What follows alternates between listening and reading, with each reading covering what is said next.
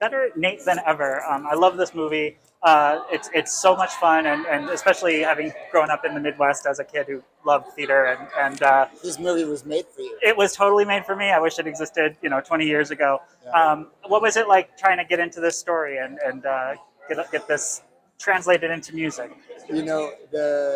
This story is really from Tim Federle, who's the writer director. He essentially, I read it very early, and so once I read it, it was like sort of impossible to ignore how powerful the story was, and the music was. I started writing music very early, and presented it to Tim, and we just sort of like went on a long ride together, and it was just a wonderful experience working with him.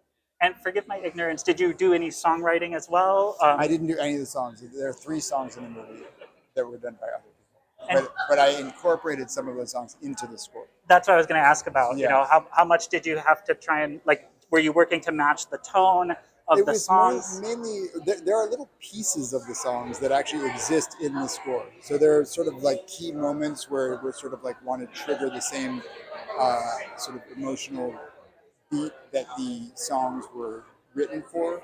We would sort of infuse those into the score. So that does happen maybe like 5 or 6 times throughout the movie, and it's a good question.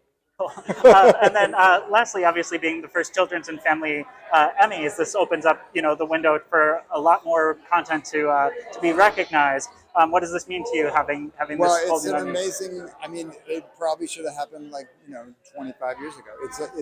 It's a having this world, giving it its own space is critical, and the fact that it didn't happen before is sort of like you feel bad for all those projects that were overlooked before. But it's wonderful that it's happening now, and I'm assuming it will stick around for a long time. Great. Well, congratulations, and I'm rooting for you guys. Thank you. Cool. Thank you.